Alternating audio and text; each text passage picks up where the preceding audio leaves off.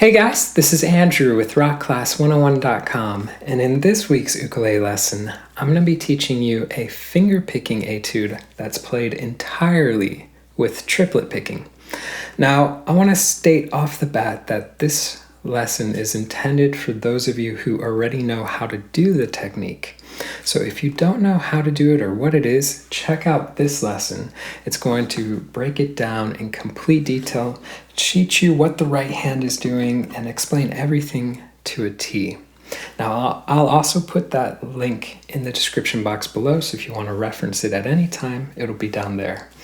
Now, let's go ahead and talk a little bit about this song. So if you're watching this video at the time I'm releasing it, it's October of 2021, and I asked AJ to write us a piece of music that would be fitting for Halloween.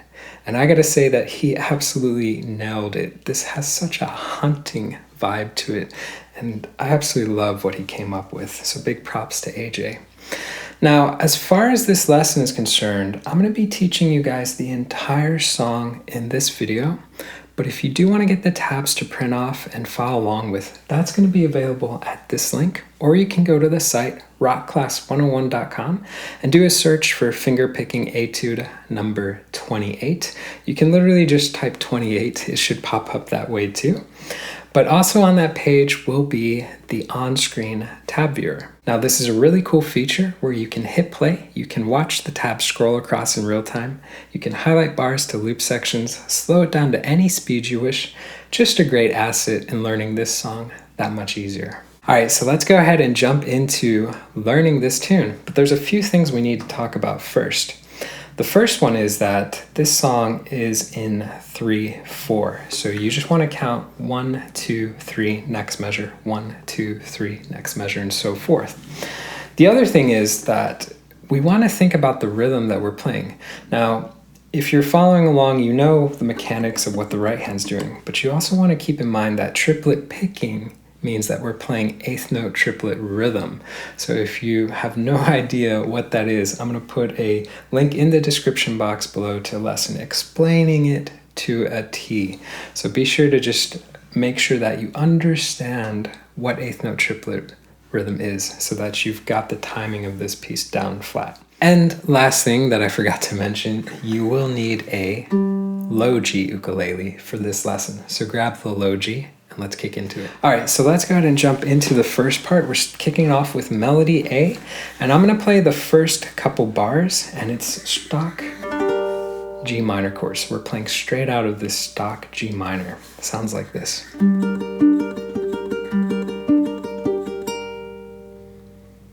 Okay, so let's go ahead and make this chord. I think most of us know how to do it. I'll put the chord graph up there with the fingering, but essentially what we're doing is just that stock triplet picking pattern.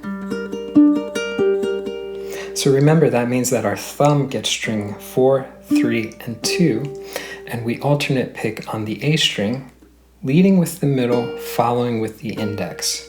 Okay, so our pattern goes 4, A, 3, A, 2, A, and that's the entire first measure.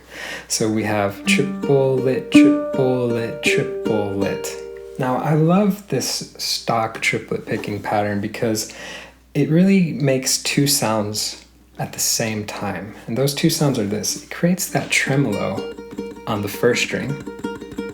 And tremolo is just a fancy terminology that means to rapidly pluck a note. But at the same time, it's creating this arpeggio sound with those bass strings.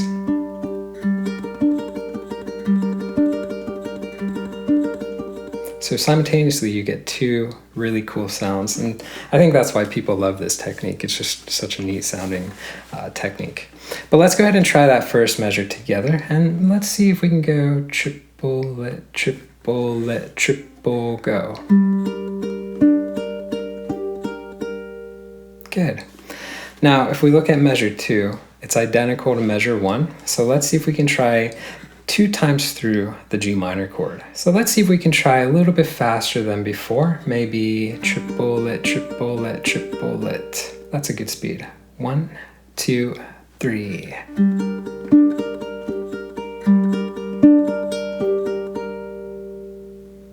Nice. Now, as we go into our third measure, it's going to be played out of a G sus4. So all we have to do is we lift our index finger up, and we're going to put our pinky finger down on the 3rd fret of string 1. And this gives us the suspended 4th chord. So let's do that same picking pattern out of this chord. So we have 1, 2, 3. Nice. Now, as we go into our 4th measure, we're going to go back to G minor. So lift that pinky up, put the index back down, and we've got stock G minor. Let's try this one. 1, 2, 3. Nice. If we backtrack, let's try 3 to 4. So sus to the regular minor. 1, 2, 3.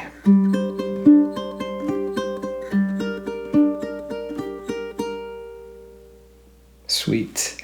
And if we backtrack again, let's try 1 through 4. Triplet, triplet, triple, go.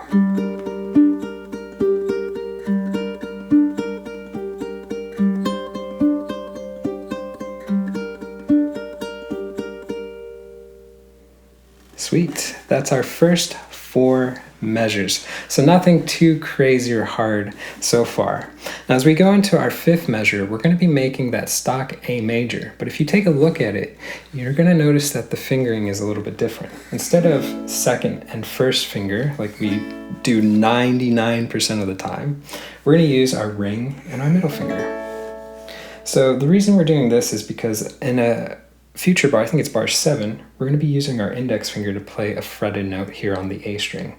So keep that thought in mind, but that's why we're using these fingers up top. If we look at measure 5 by itself, you can see straight up stock out of that A chord. And if we look at measure 6, we're going to see an identical bar to measure 5. So let's get rid of that tab. Let's try 2 times through. Measure 5 and 6 playing straight out of the A chord. 1, 2, go.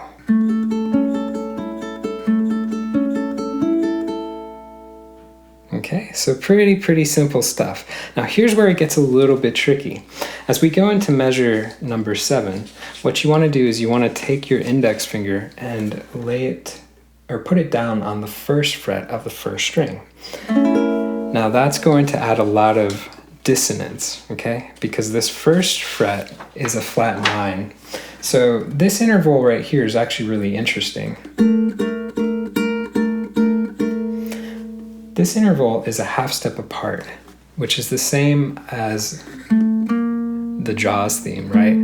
That very scary sounding song by John Williams.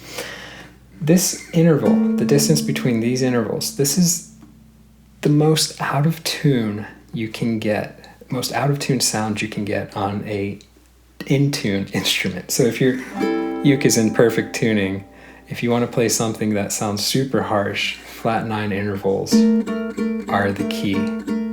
Now in music theory, they'll teach you to avoid that. It's a rule of thumb, don't play flat 9s except for certain occasions, but sometimes as a composer, you want to use that to get that feeling, because it's just, if it's used right, it can really make the piece of music.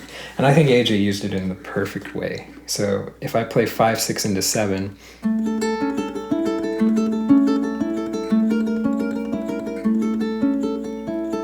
plus measure 8, you can hear that it adds just that ever so slight dissonance and that kind of spooky haunting sound. All right, so with this, the hardest part of this measure is literally just getting the finger placement down, because it's just really awkward to use your index finger there. So what I'm doing is I'm keeping this U-shaped gap, a large U-shaped gap right here. I don't want to hug the neck at all, because if I hug the neck, I can't move my index finger, okay? So place your thumb slightly above the middle of the neck, have this nice U-shaped gap going right here, and take the index finger, place it down on that 1st fret of string 1. So if you're new to what I'm talking about with U-shaped gap, thumb placement behind the neck, all that stuff, you want to check out our lesson on proper left-hand form. If I have enough cards, I'll put it up there. If not, I'll put the link in the description box below. But it's going to teach you everything you need to know to fret chords properly, especially chords that are harder or trickier like this one. Because if you don't have proper form, then it's going to make life way harder when you go to fret chords like this. And that lesson also covers bar chords. We're going to have quite a few bar chords in this tune too. So if you need a recap on bar chord, check that one out. Okay, if you've got this one down, let's see if we can try it together. So stock pattern, and let's see if we can try that one together. So triplet, triplet, triple, go. Okay, so not too hard if you've got the form down. Remember, keep your middle finger nice and curved at that first joint right there. That way it's not touching the E string. We want that to ring out. All right, here's the cool thing. As we finish measure 7, it goes back to stock A. So you can lift that index finger up and your hand breathes a sigh of relief. But let's recap. 5, 6, 7, 8. 5 and 6 straight up out of the A chord. 7, we have that flat 9 that we added. Then we're back to the A chord. So let's try this. Let's see if we can go 5 through 8. So we have triplet, triplet, triple, go.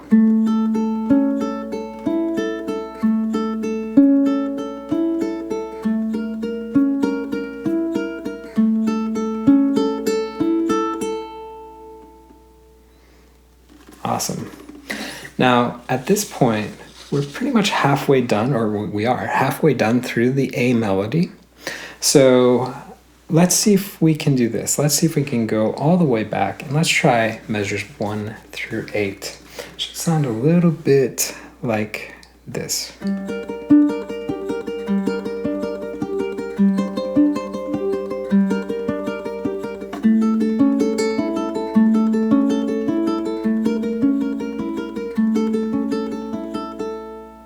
Okay, let's give that a shot, and maybe we'll go at, that's a good speed. 1, 2, go.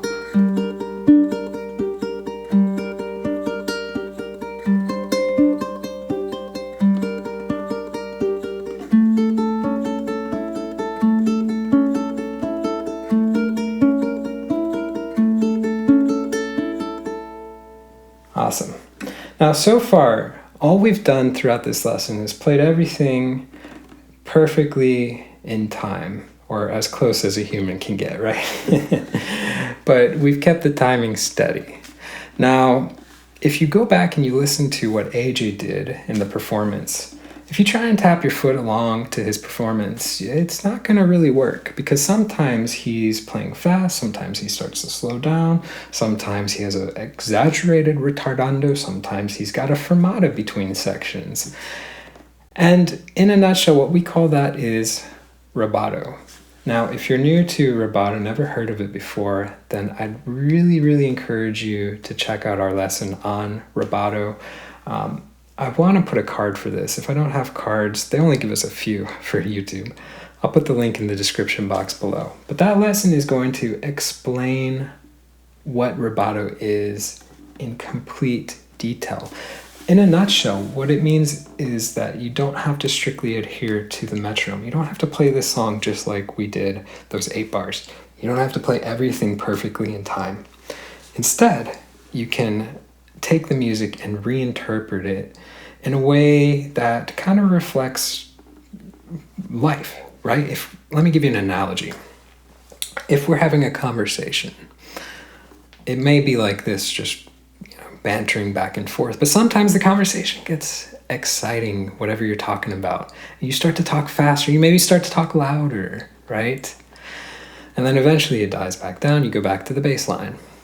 Well, we can do that same approach with music. We can take music and we don't have to play it just so flat and straight. We can accelerate the music, we can decelerate the music, we can add retardandos to add more effect to the music, we can add fermatas to pause and build suspense before we start the music up again.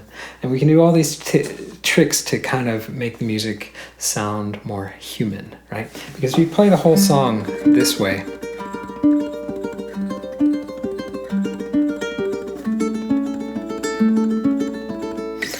It's a little bit robotic, right? It starts to get a little bit monotone, right? But if you do something like this,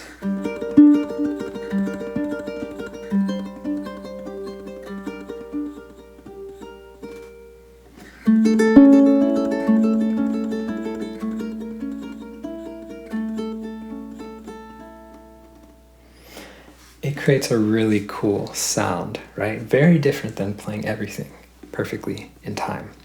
So let's talk about what I did. So my interpretation consists of 4-bar section at a time. So for measure 1 and measure 2, I would play fast and in time. For measure 3, I would start to slow down. And measure 4, I would have a big exaggerated retardando. So in a nutshell, keep that in mind. 1 and 2, fast. 3, start to slow down. 4, exaggerated retardando.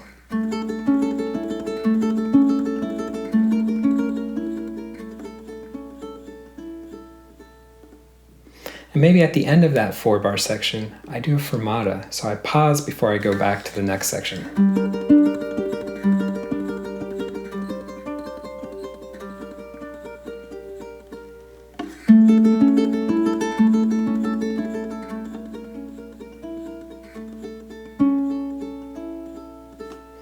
You can even pick a little bit lighter too, add a little bit of dynamics in that 4th measure, and that creates a really cool sound. So that's one example you can do. You can take that 4-bar section and you can literally copy and paste throughout the entire song. So measure 1 and 2, fast. Measure 3, start to slow. Measure 4, exaggerated retardando. Copy and paste that for 5, 6, and 7, 8. So 5 and 6, fast. 7, you start to slow. 8, big retardando, and so forth, right? So you can copy that feel throughout the entire thing, or you can do less. You know, maybe you want to keep it in time.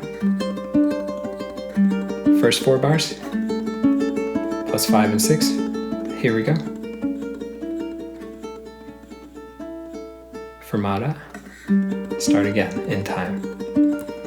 Right, so you can take that and apply it just for measures 5, 6, 7, 8, and then for the repeat, you would do it again for the last 4 bars. So that would be 13, 14, 15, 16. So anyways, that's just one idea of how you can take the music and make it your own. So I want you to know that it's up to you and how you want to do it. There's so many different ways. I'll give you another example real quick. A pulsating feel is always a favorite of mine. For example, maybe I play measure 1 fast, measure 2 slow, measure 3 fast, measure 4 slow, and it's like an up and a down kind of.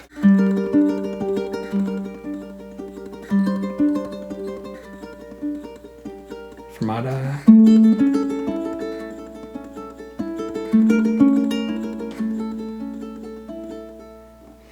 Right, so it's kind of a cool pulsating feel. Now that's an entirely different interpretation, but it sounds really cool just like the other one.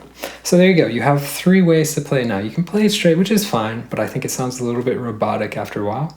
Or you can do the 4-bar approach, fast, fast, followed by slow, retardando. Or you can do the pulsating feel, or you can come up with your own ideas.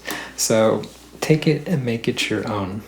All right, so let's go ahead and move on. Let's look at the second half of this A melody. So kicking off on measure 9. So here's what I'm going to do. I'm going to play measure 9, 10, 11. Tell me what you hear.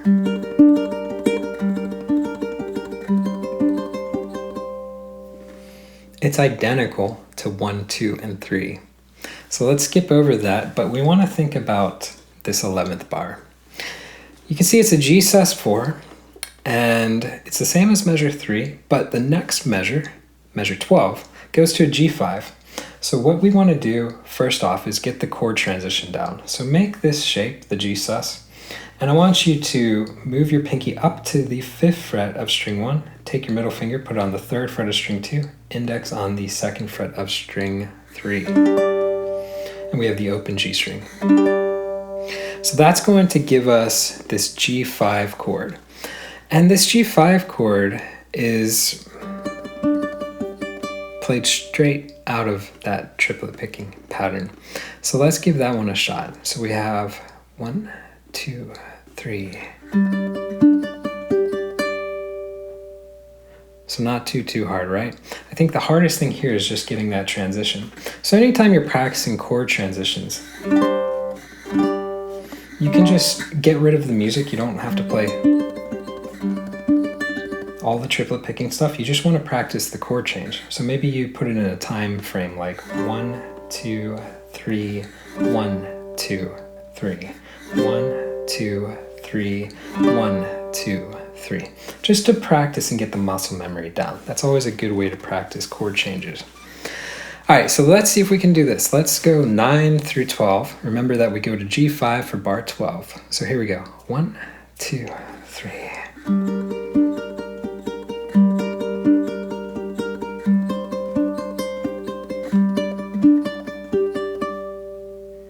Awesome. And if you were watching me, if you weren't playing along with me, if you were watching me, check out this. Here's another tip you can use. You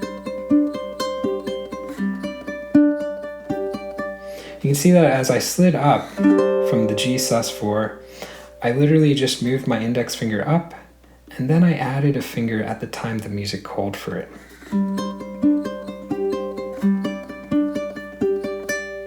Which is a lot easier than trying to grab the entire chord on beat 1. So that's another tip that you can use as well. Okay, so let's go on to the next half. So looking at 13, 14, 15, and 16. Here's the beauty. Take a listen.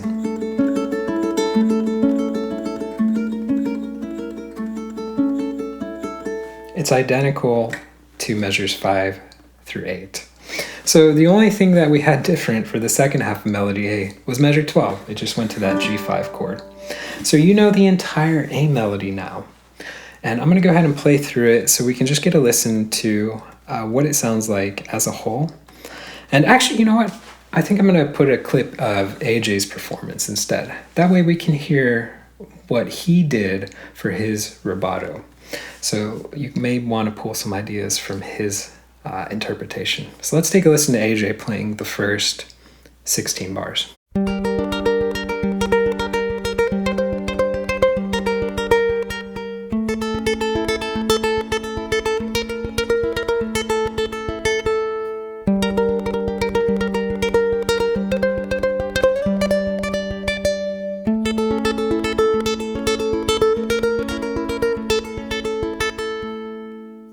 All right, so as we go into our second melody, melody B, we're going to be playing out of a bar chord. So earlier I mentioned that proper left hand form lesson.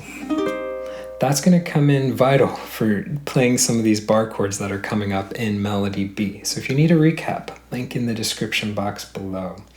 But our first chord we're playing out of is a C minor. So we'll go ahead and bar across the 3rd fret, strings 1, 2, and 3, and take your ring finger, place it on the 4th string, 5th fret. So we've got the stock pattern out of this chord. And if we look at measure 18, it's just played again. So let's try and play this one 2 times through. Okay, so we have triplet, triplet, triple, go.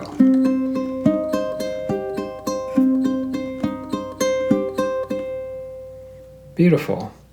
Now here is where it gets a little bit tricky. If we look at measure 19, what we're going to be doing is we're going to be taking our pinky finger, placing it on the 5th fret of string 1. Now this is a bit of a finger frenzy because you've got to squeeze that finger in. Now if you're playing on a concert or a soprano, I've got a concert, it's a lot harder than if you're playing on a tenor because the neck is just bigger, so the frets are wider.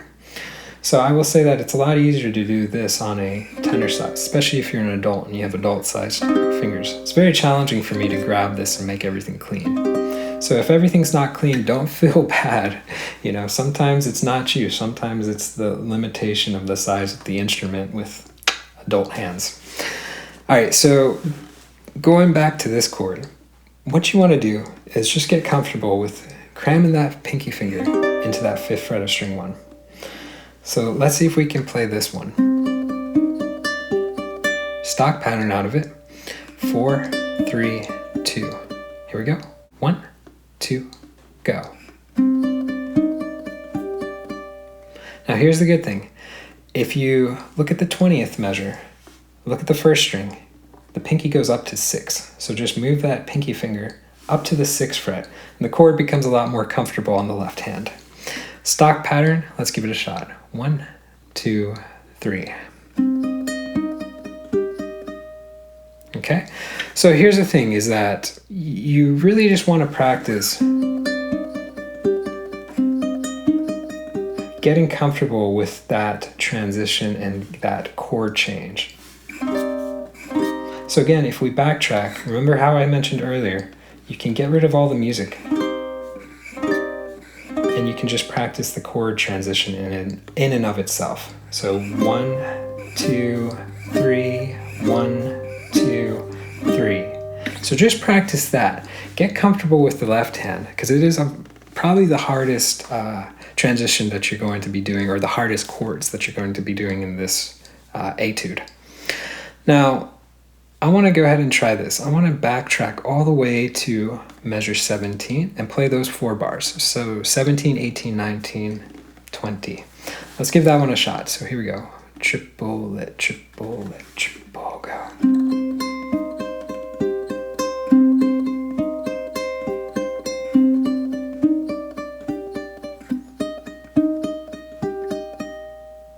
Beautiful. And you heard that one of the notes I did not get ringing out. Again, it's very hard for me to get everything to ring out just because of the size of the instrument. So if one of them doesn't ring out for you, don't get upset, don't get frustrated. It happens to all of us. And, just keep working at it. So once you get it to performance level, never ever stop. If you miss a note, don't stop. Play through your mistakes. That's always key. All right, so let's take a look at what happens for the next 4 bars. So we're starting on measure 21 and 22.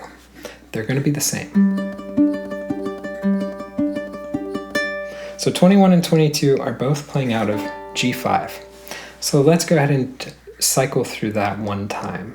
So 2 bars. So here we go. Triplet, triplet, triplet.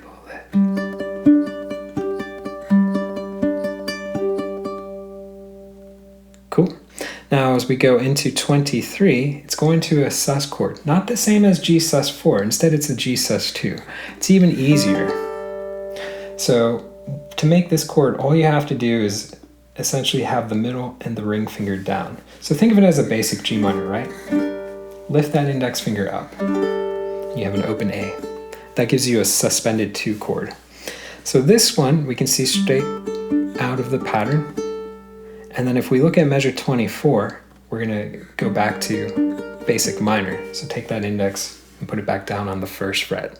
So let's try this. Let's play the sus2 into the minor. So here we go. 1, 2, 3.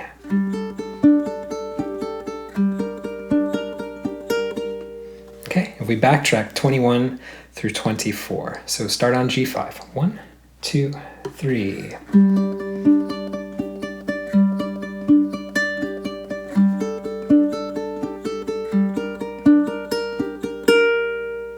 Beautiful. Now, at this point, we've got the first 8 bars for melody B down. So let's try and go through all of them.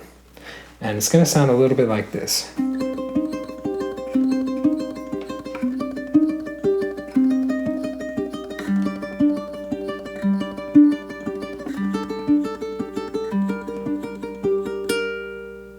Okay, so that gives us a reference point.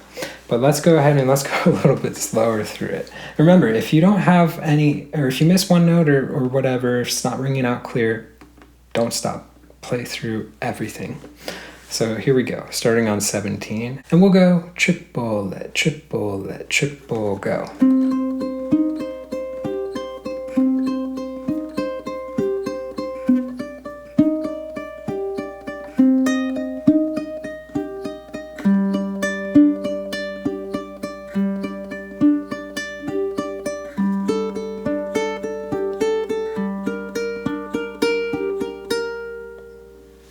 Awesome. So yeah, you guys can clearly hear that it's very, very hard. I struggle a lot on getting that chord clean.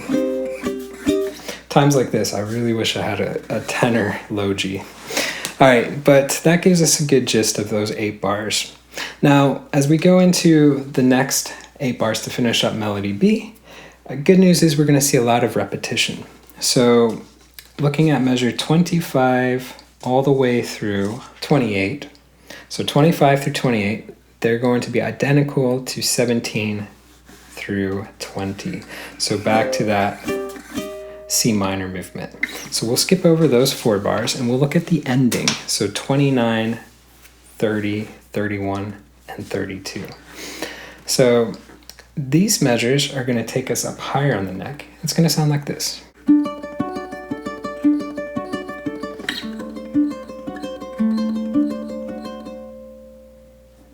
Okay, so playing out of 2 D chords. All right, so to make this chord shape, we have flat on the 5th fret, string 1 and 2. Middle's on 6 on string 3. Ring is 7 on string 4. So let's play out of this shape. So we have triplet, triplet, triplet. Let's give it a shot. 1, 2, 3. Beautiful. Now, to finish this up, we're going to play it one more time for measure 30. So it goes 2 times through. I think we are good with repeating sections. So let's skip over that. And let's look at the last chord that we're going to, which is a D7. So this is probably the first bar chord all of us learn. So I'm not going to cover it up with the chord graph up there, but I think most of us know it. And this one's going to get played 2 times. So 31 and 32 are identical. Okay, so let's do this, guys. Let's try 29 and 30, 2 times of the D, and then 31 and 32, 2 times of the D7. So here we go. Triplet, triplet, triple, go.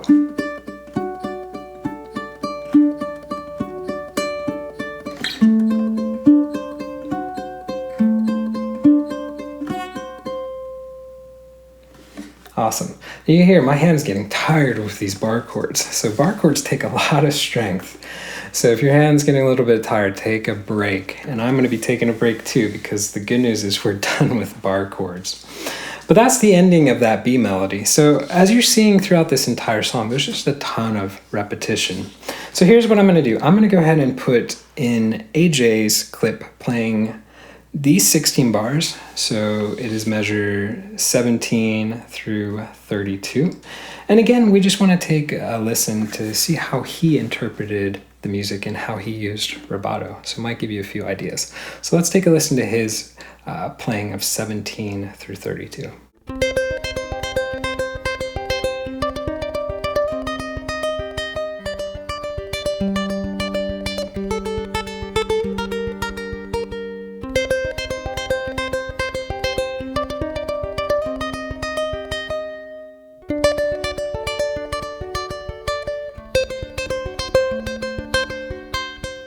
All right, guys, so as we go into the home run stretch, we're kicking back into melody A.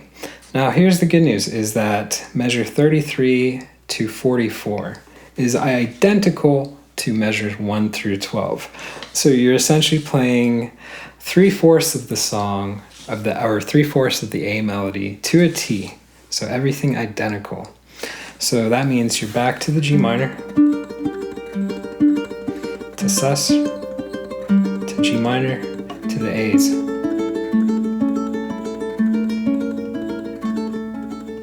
Right, there's the first 8 bars, and then for the next 4, back to G minors.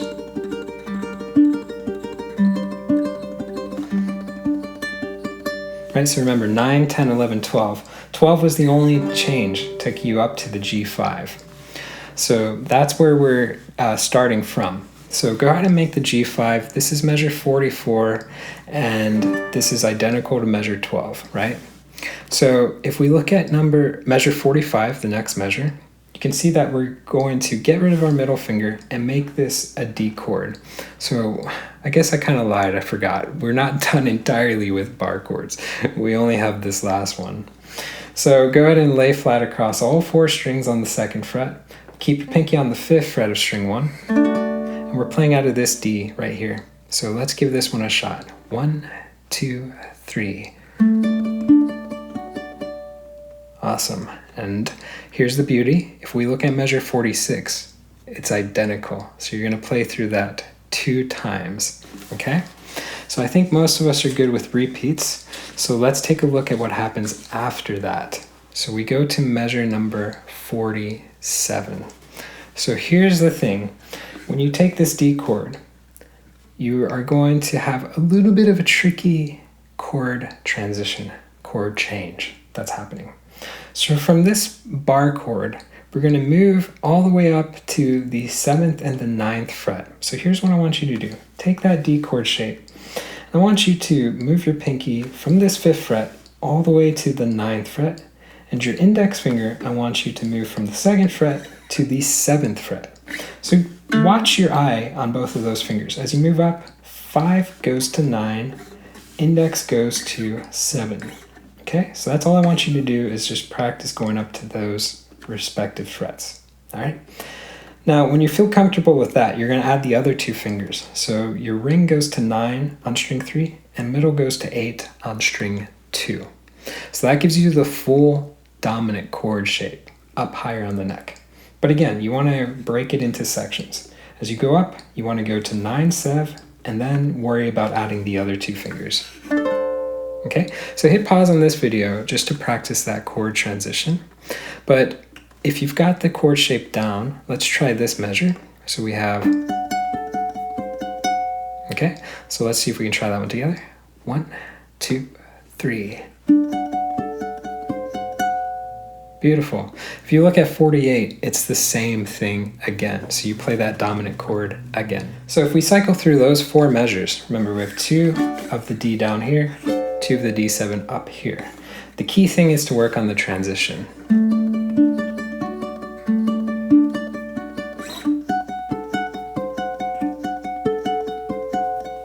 Okay, so work on that chord transition, go nice and slow, but let's see if we can try together. 1, 2, triplet.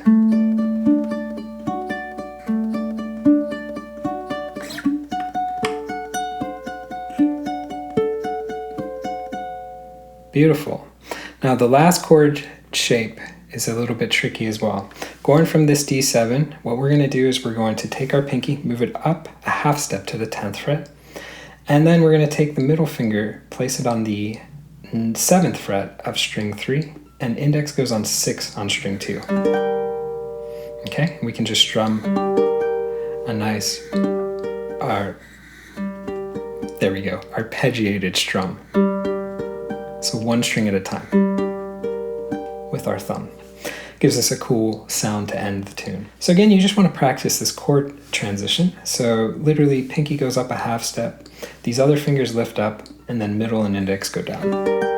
Okay, so again, you can practice 1, 2, 3, 4, 1, 2, 3, 4, something like that. Just put it in a time frame. Maybe a 3 time frame instead of 4, 4. But you guys get the idea. But that's going to end the song. So if we take it from, let's take it from measure 48, just 1 time through the D7 into the G minor. And actually, let's add a little bit of a retardando towards the end. So maybe fermata buys us more time to catch that chord change, makes it easier. Let's try that. 1, 2, 3. Slow. Fermata, switch. And that's it, guys. That's the entire tune. So tons and tons of repetition. But let's go ahead and do this. Let's take a listen to AJ playing those last, or actually, let's listen to him play the entirety of the A melody the last time through. So that would be measure number 33 to 49. So we'll listen to the entirety of that section 1 time through.